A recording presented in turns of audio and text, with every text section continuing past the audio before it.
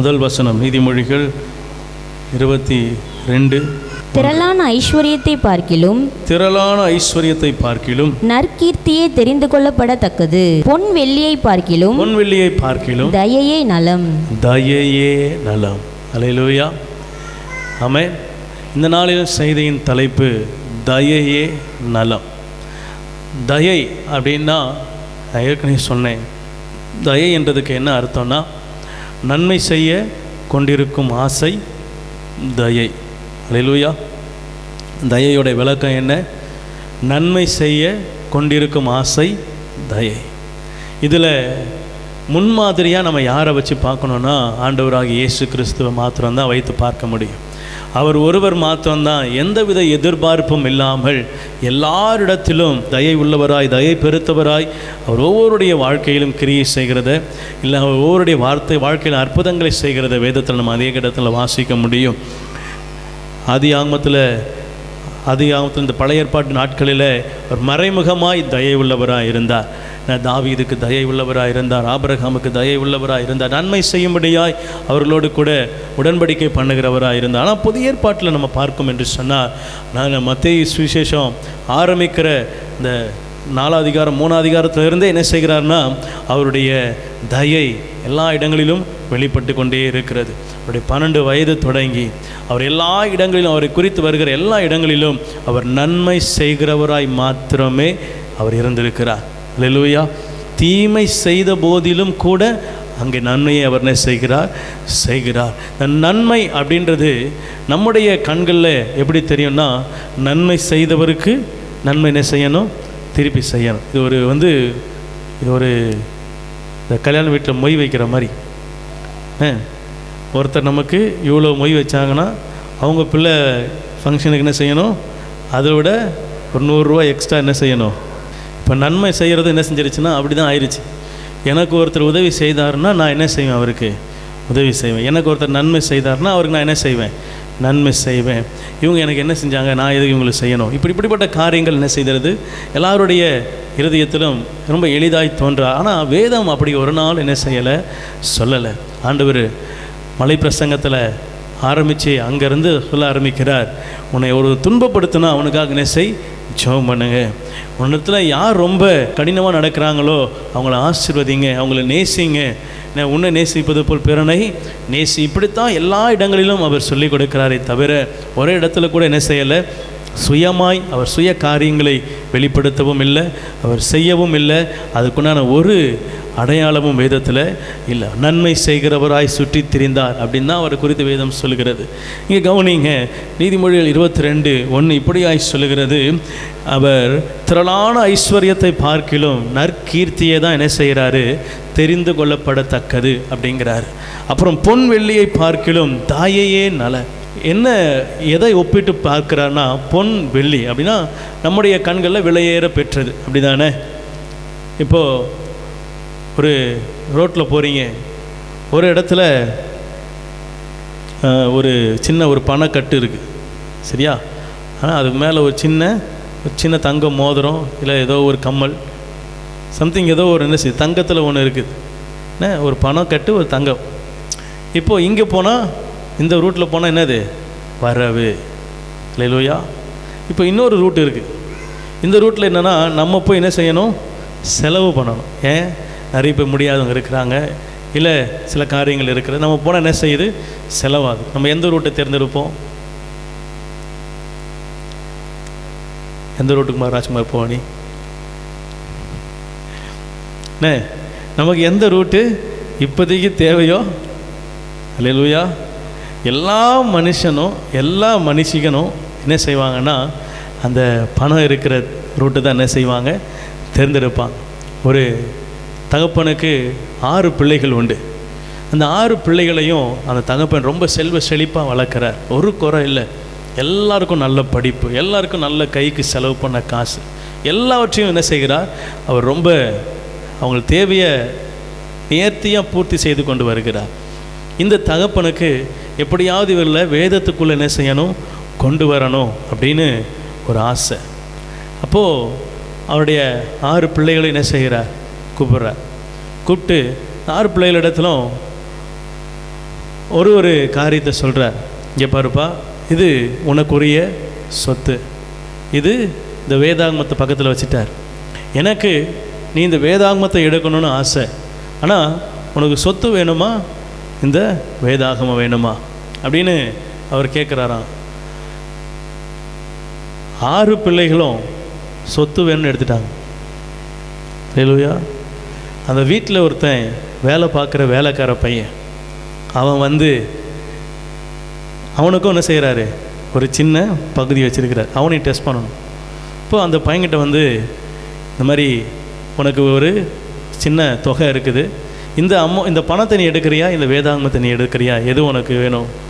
அப்போ அந்த பையன் சொன்னான்னா, எனக்கு இந்த வேதாகமத்து மேலே ஏற்கனவே ஒரு கண்ணு. நீங்கள் தனியாக போய் உக்காந்து ரொம்ப நேரம் இந்த காரியங்களை ரொம்ப நேரம் படிப்பீங்க. அப்படி என்ன தான் அதில் நீங்கள் படிக்கிறீங்கன்னு நான் ரொம்ப நேரம் என்ன செய்வேன், பின்னாடி சுற்றி வருவேன். எனக்கு இந்த பணம் வேண்டாம், எனக்கு இந்த வேதாகமம் தான். ஹல்லேலூயா. அதில் என்ன இருக்குன்னு நான் என்ன செய்யணும், தெரிந்து கொள்ளணும் அப்படின்னு அந்த வேலைக்கார பையன், யார் அந்த வீட்டில் வேலை செய்கிற சாதாரண பையன். இப்போ அவன் வேதாகமத்தை எடுத்த உடனே அவங்க அப்பா அந்த பிள்ளைகளுக்கு சொத்து கொடுத்தாரு பார்த்தீங்களா, அது எல்லாம் அவர் சொத்தில் ஒரே ஒரு பங்கு. அந்த ஒரு பங்கை 6ஆக பிரித்து 6 பங்காக என்ன செஞ்சுருக்கார், வச்சுருக்கார். மீதி இருக்குது பார்த்தீங்களா 3 பங்கு. அந்த 3 பங்குடைய பத்திரமும் அந்த பைபிளில் தான் என்ன செய்யுது இருக்குது. ஹல்லேலூயா. இப்போ அந்த 6 பசங்களும் தகப்பனிடத்தில் என்ன செய்கிறாங்க, சண்டை போடுறாங்க. எனக்கு ஒரே ஒரு பங்கில் வெறும் 6 பங்காக பிரித்து என்ன செஞ்சுருக்கீங்க, எங்களை கூட எங்களை ஏமாற்றிட்டீங்க, எங்களுக்கு அதெல்லாம் வேண்டாம், எங்களுக்கு நீர் எங்களுடைய அப்பா, உங்கள் சொத்து யாருக்கு தான் வேணும், எனக்கு தான் வேணும். அந்த தகப்பன் அந்த ஏழை பையனுக்கு அந்த பைபிளில் உயில் எழுதி வச்சிட்டார், என்னுடைய மரணத்துக்கு அப்புறம் இவனுக்கு தான் இந்த எல்லா சொத்தும் போய் சேரணும். ஹல்லேலூயா, ஹல்லேலூயா. பாருங்கள், நம்முடைய எண்ணம் என்ன, நம்ம ஏதோ பெருசாக அடைய போகிறோம்னு நினச்சி என்ன செய்கிறோம், அதை ஏதோ தவறான ஒன்றை தேர்ந்தெடுக்கணும். ஆனால் ஆண்டவர் அதுக்கு பின்னாடி ஒரு பெரிய ஆசீர்வாதத்தை வச்சுருக்கிறார். மத்தேயு 25ஆம் அதிகாரத்தில் ஆண்டவர் செம்மறியாடு தனியாக வெள்ளாடு தனியாக பிரிக்கிறார்.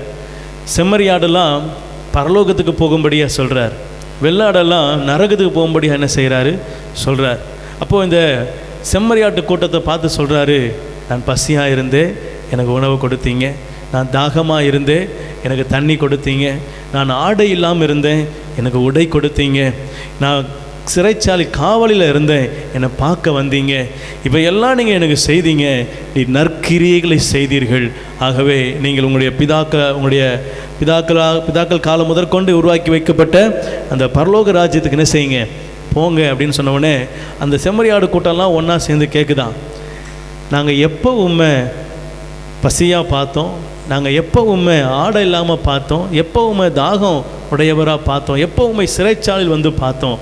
உடனே ஆண்டவர் சொல்கிறாரா, திரும்பி தர முடியாத ஒருவன் எளியவன், அந்த எளியவனுக்கு நீ எதையெல்லாம் செய்தியோ அதை எனக்கே செய்த. அல்லேலூயா. இதுதான் என் தகப்பனுடைய இருதயம். நான் என்னிடத்துல திருப்பி ஒருவன் கொடுப்பான் என்று சொல்லி நான் செய்யலை, உதவி செய்யலை. சிறைச்சாலையில் இருந்தால் என்ன, சிறைச்சாலை இருக்கும்போது அவர் பார்க்க வருவார்னா நான் போய் பார்க்க போகிறேன். தாகமாக இருக்கிறார் ஒருத்தர், அவர் திருப்பி எனக்கு தாகமாக இருக்கும்போது தண்ணி கொடுப்பார்னு நினச்சா தண்ணி கொடுக்குறேன். ஆடை இல்லாமல் இருக்கிறார், அவர் எனக்கு நாளைக்கு ஒரு 10 ட்ரெஸ் எடுத்து கொடுப்பாருன்னா அவருக்கு நான் ட்ரெஸ்ஸு கொடுக்குறேன். ஒரு பசியாக இருக்கிறார் ரோட்டில், அவர் நாளைக்கு எனக்கு கூப்பிட்டு உட்கார வச்சு தலைவாழை இலை போட்டு விருந்து போடுவார்னா அவருக்கு நான் சாப்பாடு கொடுக்குறேன். எதுவும் நான் எதிர்பார்த்து செய்யலை. ஆனால் அவர் அப்படி செய்கிற எல்லா காரியமும் யாருக்கு செய்ததாக கணக்கு வைக்கப்படுகிறது, தேவனுக்கு செய்வதா. அல்லேலூயா. ஆண்டவர் அதை அங்கீகரிக்கிறவராக இருக்கிறார். அதை தான் சொல்கிறாரு, உங்கள் கண்ணில் தெரிகிற நீங்கள் யோசிக்கிறது விதமாக நான் என்ன செய்கிறது இல்லை, யோசிக்கிறது இல்லை. நம்ம தரிசித்து நடக்கிறவர்கள் அல்ல, விசுவாசித்து நடக்கிறவர்கள். அல்லேலூயா. ஒரு பாதையில் பணம் இருக்கணுன்னே, காசு இருக்கணுன்னே அதை தரிசித்து அது மேலே கண்ணை வச்சு போகிற கூட்டம் இல்லை. இதை இல்லை, எனக்கு ஆண்டவர் எந்த வழியை வச்சிருக்கிறாரோ அந்த வழியை நான் என்ன செய்வேன், தெரிந்து கொள்வேன் என்று சொல்லி கண்ணை மூடி விசுவாசித்து நடக்கிற கூட்டம். அல்லேலூயா. இந்த செம்மறியாடுக்கு ஒரு குணம் உண்டு, என்னென்னா மெய்ப்பை எங்கே கோலை தட்டுறானோ அந்த ரூட்டை தான் அது பிடிக்கும், வேறு எந்த ரூட்டு என்ன செய்யாது போகாது. அந்த சத்தம் எங்கே கேட்குதோ அந்த அந்த அந்த அந்த ரூட்டில் அது வந்துக்கிட்டே இருக்கும் நேராக. அந்த சத்தத்தை கேட்டு வரும். அதனால தான் 23ஆம் சங்கீதத்தில் இப்படியா எழுதப்பட்டு இருக்கிறது, உமது கோலும் உமது தடியும் என்ன மரண பள்ளத்தாக்கு, நான் பள்ளத்தாக்கு நடுவில் நடந்தாலும் நான் என்ன செய்ய மாட்டேன், பயப்பட மாட்டேன். ஏன்னா தேவரீர் என்னோடு கூட. அது எல்லாமே ஒரு மெய்ப்பனை அடையாளமாக வச்சு எழுதப்பட்ட சங்கீதம். என்ன அந்த மெய்ப்பன் அந்த மரண பள்ளத்தாக்குக்கு நடுவில் என்ன செய்வானா, அந்த மந்தையை நடத்துவான். அப்போ நடத்தும்போது அவன் கையில் என்ன இருக்கும், ஒரு கோல் ஒரு தடி. அப்போது இந்த கோல் தடியோடைய சத்தத்தை கேட்டு தான் என்ன செய்யும், அந்த ஆடு அந்த சத்தத்தை பின்தொடர்ந்து வரும். அது வலது பக்கம் இடது பக்கம் என்ன செய்யாது, சாயாது. அந்த அந்த அந்த மெய்ப்பன் கரெக்டாக அந்த கோல் தடியையும் அந்த ஆடுகளை நடத்துவதற்கு அழகாக பயன்படுத்துவான். அப்போ ஆண்டவர் சொல்கிறாரு, என் ஜனம் என் சத்தத்தை கேட்டால் அவங்க என்ன செய்வாங்க, நேர் வழியாக நடப்பார்கள். அல்லேலூயா, ஆமென். என் ஜனம் என் சத்தத்தை கேட்டால் தயை உள்ள ஜனமாக என்ன செய்யும், நடக்கும். ஆமென். அவர் தயை பாராட்டினதுனால தான் இன்றைக்கி நான் என்ன செய்கிறேன், அவருடைய சமூகத்தில் இருக்கிறேன், அவருடைய ஆசீர்வாதங்களுக்கு பங்குள்ளவராக இருக்கிறேன். அவருடைய ஆசீர்வாதத்தை பெற்றுக்கொண்டு இந்த இடத்துல நான் இருக்கிறேன். அவர் என் மேலே தயை இல்லாமல் இருந்தார்னா, என் மேலே எனக்கு நன்மை செய்யறதுக்கு அவருக்கு ஆசை இல்லை அப்படின்னா நான் என்ன செய்ய முடியாது, இங்கே அவருடைய சமூகத்தில் இருப்பது கடினமான காரியம். அல்லேலூயா, அல்லேலூயா, ஆமென். கர்த்தர் நல்லவர். அதே நீதிமொழிகள் 22ஆம் அதிகாரத்தில் 4ஆம் வசனத்தில், தாழ்மைக்கும் கர்த்தருக்கு பயப்படுதலுக்கும் வரும் பலன், தாழ்மைக்கும் கர்த்தருக்கு பயப்படுதலுக்கும் வரும் பலன் ஐஸ்வர்யமும் மகிமையும் ஜீவனுமாம். அல்லேலூயா. இப்போ முதல் வசனத்தில் வாசித்தோம், ஐஸ்வர்யம் பொன் வெள்ளி இதெல்லாம் பார்க்கிலும் தயையே நலம். அப்போது நன்மை செய்ய கொண்டிருக்கிற ஆசை தயை.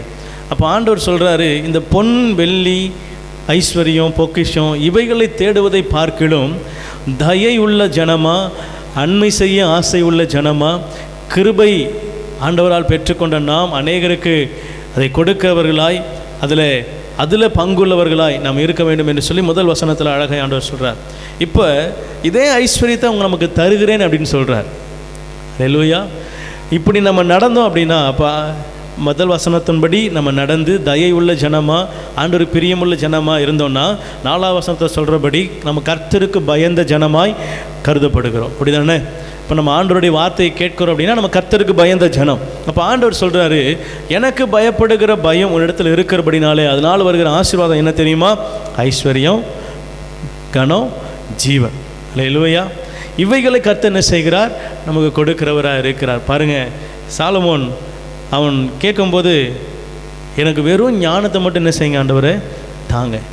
பாருங்கள், இது ரொம்ப வித்தியாசமான ஒரு ஜெபம். ஒரு அரிய சிலர் தான் என்ன செஞ்சுருக்கிறாங்கன்னா இது மாதிரி சில ஜெபங்களை ஏறெடுத்திருக்கிறாங்க. சில இடத்துல மட்டும்தான் இவரை போல ஒருவன் இனி வருவது இல்லை அப்படின்ற வார்த்தையெல்லாம் ஒரு சில இடத்துல ஒரு சில நபருக்கு மாத்திரம்தான் வருகிறது. எசேக்கியாவை குறித்து சொல்லும்பொழுது அவனை போல வேறு ஒருவன் விசுவாசத்தில் வரப்போவது இல்லை அப்படின்ற மாதிரி ஒரு சில காரியங்கள் சொல்லப்பட்டு வருகிறது. அதே போல் சாலமோனை குறித்து சொல்லப்படும் போது வேதம் சொல்கிறது, இவனை போல ஒரு ஞானம் உள்ளவன் இதுக்கப்புறம் என்ன செய்ய போகிறது இல்லை, வரப்போகிறது இல்லை. இவன் தான் இதுக்கப்புறம் ஒருவன் இல்லை. அல்லேலூயா. சாலமோன்னு பேர் நான் வச்சுருந்தாலும் எனக்கு என்ன செய்ய போகிறது இல்லை, அவரை போல ஞானம் வரப்போகிறது இல்லை. காரணம் என்னென்னா, ஆண்டவர் சொல்லிட்டார் ஒரே ஒருத்தனுக்கு தான் அந்த அந்த கிருபை. ஆமென். அந்த ஒருத்தனும் ஒரு அரிய வார்த்தையை என்ன செய்யணும், கர்த்தரிடத்தில் கர்த்தர் பூரிப்படையத்தக்கதான அவன் கிரியைகளை செய்தவன் இருக்கணும். இப்போ ஆண்டவரே அவனை பார்த்து சொல்கிறாரு, நீ எதிர்களுடைய ராஜாக்களுடைய பிராணனை கேட்கல, ஐஸ்வர்யத்தை கேட்கல, நீ இந்த ஜனங்களை நடத்துறதுக்கு ஞானத்தை கேட்டபடினால் நீ கேட்ட ஞானத்தையும் உனக்கு தருவேன், நீ கேளாத ஐஸ்வர்யத்தை உனக்கு தருகிறவராக இருக்கிறேன். இப்போ ஆண்டவர் நம்ம கேட்டது மாத்திரம் இல்லை, கேட்காது என்ன செய்கிறார், தருகிறார். இந்த நீதிமொழி 22:1 தயை தான் நலன்னு சொல்கிறார். நம்ம தயை அந்த வார்த்தையை பிடித்து கொண்டு அதுக்கு கீழ்ப்படிந்து அந்த வார்த்தையின்படி நடப்போமானா ஆண்டவர் சொல்கிறாரு, நீ கர்த்தருக்கு பயந்து நடக்கிறதுனால நீ எதெல்லாம் விட்டியோ எதெல்லாம் வேணான்னு சொன்னியோ அதை என்ன செய்கிறேன், உனக்கு கொடுக்கிறவராக இருக்கிறேன். அல்லேலூயா. அதை உனக்கு ஆசீர்வாதமாகவே கொடுக்குறேன். ஆமென். ஐஸ்வர்யத்தை கொடுக்குறேன், கனத்தை கொடுக்குறேன், அதுக்கு மேலே அதை அனுபவிக்க ஜீவன் என்ன செய்கிறேன், நான் கொடுக்குறேன் ஆண்டவர் சொல்கிறார். அல்லேலூயா. ஆகவே கர்த்தருடைய வார்த்தைக்கு நம்ம பயந்தா, அவருடைய வார்த்தைக்கு கீழ்ப்படிந்தா ஆண்டவர் சொல்கிறாரு, நான் சகலத்தையும் உங்களுக்கு புதிதாக்குகிறேன், சகலத்தையும் உங்களுக்கு அனுகூலமாக்குகிறவராக இருக்கிறேன். அல்லேலூயா. ஆமாம், நம்ம இறங்கி என்ன செய்யணும், கொடுக்கணும். சில நேரங்களில் வராதுன்னு தெரியும், ஆனாலும் என்ன செய்யணும், சில இடங்களில் இருக்கும்போது கொடுக்கணும். அதுக்காக சில இடத்துல வாங்கி என்ன செய்யக்கூடாது, கொடுக்கக்கூடாது. அல்லேலூயா. நம்ம சில இடங்களில் ஞானமாக செய்யணும். நம்ம இடத்துல இருக்குது, அது இப்போதைக்கு தேவையில்லை, ஆனால் ஒருத்தருக்கு அது அவசியமாக தெரியுது, ஒருவேளை அவரால் கொடுக்க முடியாத சூழ்நிலை இருக்குது அப்படின்னா என்ன செய்யலாம், கொஞ்சம் கொடுத்து என்ன செய்யலாம், உதவலாம். ஆனால் எல்லாவற்றையும் ஞானமாக செய்யணும். அல்லேலூயா. ஆமாம், சில நேரங்களில் பிரசங்கமும் பார்த்து தான் பண்ண வேண்டியது இருக்குது. பாஸ் தான் சொன்னார் இல்லை, எதை எப்போ எங்கே எப்படி செய்யணுன்ற ஞானம் அவசியம். அல்லேலூயா. போய் ரோட்டில் போய் இருக்கிற எல்லாத்தையும் என்ன செய்யலை, எடுத்து கொடுக்க சொல்லலை. சகேயு ஆண்டவர் இறங்கி வர சொல்லிட்டாரு, அவன் இறங்கி வந்துட்டான். ஆண்டவர் சொல்கிறாரு, ஆண்டவர் வார்த்தை கேட்கும்போது இருதயம் மாறுது. நான் எவனிடமாவது அநியாயமாய் வாங்கியிருந்தா நாளத்தனையாக என்ன செய்கிறேன், திருப்பி கொடுக்குறேன். அவன் நாளத்தனையாக யார்கிட்ட வாங்கினானோ அவங்ககிட்ட தான் என்ன செய்கிறான், போய் கொடுக்குறான். வாங்காத ஒருத்தர்கிட்ட போய் என்ன செய்யலை. இப்போ என்கிட்ட அவர் கொடுக்குறாரு அப்படின்னா நான் அவர்கிட்ட வாங்கியிருப்பேன், அதனால் என்ன செய்கிறாரு, கொடுக்குறார். இப்போ நான் அவர்கிட்ட வாங்கவே இல்லை, அவர் என்கிட்ட என்ன செய்ய மாட்டார். சகேயு ஞானமாக செய்கிறார். யார்கிட்ட வாங்கினேனோ அவங்ககிட்ட என்ன செய்கிறேன், நாளை தனியாக கொடுக்குறேன். அவ்வளோதான். வாங்காத எல்லாருக்கும் என்ன செய்யலை, கொடுக்கல. அப்போ யாருக்கு தேவையோ அது அவர்களுக்கு அவசியமாக இருக்குது, இல்லை ரொம்ப தேவையில் இருக்கிறாங்க, சில காரியங்கள் அவங்க ரொம்ப கடினமான காரியங்கள் இருக்கிறது அப்படின்னா நமக்கு தெரியும், இதுக்கு உங்களுக்கு கொடுக்கலாம், எங்களுக்கு கொடுக்க வேண்டாம், இல்லை இது இப்போ தேவையில்லை, இது இப்போ கொடுக்கலாம் அப்படின்ற மாதிரி என்ன செய்யணும், நம்ம ஆண்டவருடைய கிருபையினால ஞானத்தோடு என்ன செய்யணும், சில காரியங்களை செய்கிறவர்களாக இருக்க வேண்டும். அல்லேலூயா. ஆமென். கர்த்தர் நீங்கள் சொல்லுகிறார், நான் ஐஸ்வர்யத்தை கொடுக்குறேன், கனத்தை கொடுக்குறேன், ஜீவன் என்ன செய்கிறேன், கொடுக்கிறவராக இருக்கிறேன். அல்லேலூயா. மகிமையை கர்த்தரிடத்திலிருந்து நாம் பெற்றுக்கொள்ள முடியும். எப்படி என்று சொன்னால், கர்த்தர் சொல்லுகிற வார்த்தைகளுக்கு நாம் கீழ்ப்படியும் பொழுது அந்த வார்த்தை, அந்த வசனம் நம்மை கனப்படுத்துகிறது, அந்த வார்த்தை நம்மை மகிமைப்படுத்துகிறது. அவன் பயப்படுகிற பயம் நமக்கு ஜீவனை கொண்டு வந்து என்ன செய்கிறது, தருகிறதா இருக்கிறது. அல்லேலூயா. 29ஆம் வசனம், அதே 22, 29.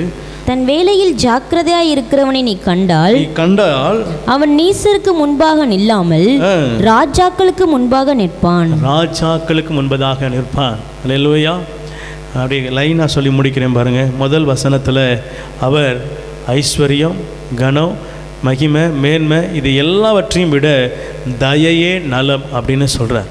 இந்த தயை, நன்மை செய்ய கொண்டிருக்கும் ஆசை தயை.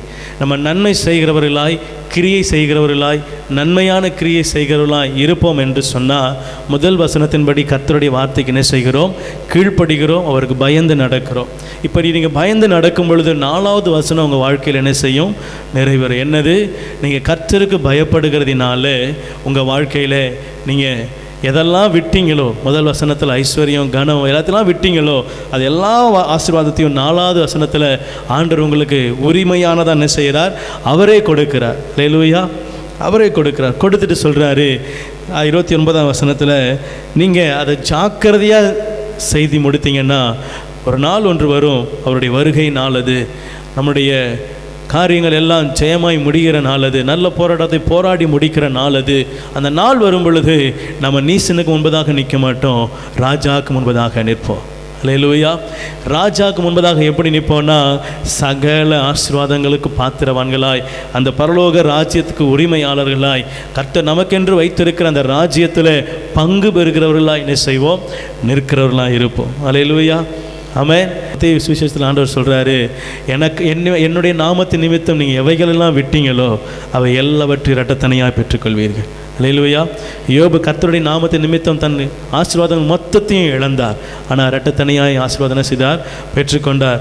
மத்தேயுவில் ஆண்டவர் சொல்கிறார், நீ எவைகள்லாம் என்னுடைய நாமத்தினால் விடுகிறாயோ அவைகள் எல்லாவற்றையும் உனக்கு என்ன செய்வேன், நிறைவாய் கொடுப்பேன். நீங்கள் நீதிமொழிகள் அதுதான் சொல்கிறாரு, என் வார்த்தைக்கு கீழ்ப்படிந்தா, என் வசனத்துக்கு கீழ்ப்படிந்தா நீங்கள் தயை உள்ளவர்களாக இருப்பீர்கள் என்று சொன்னால் உங்களுடைய ஆசீர்வாதம் நித்தியமாக என்ன செய்யும், அது நிலைத்திருக்கிறதா இருக்கிறது. அல்லேலூயா.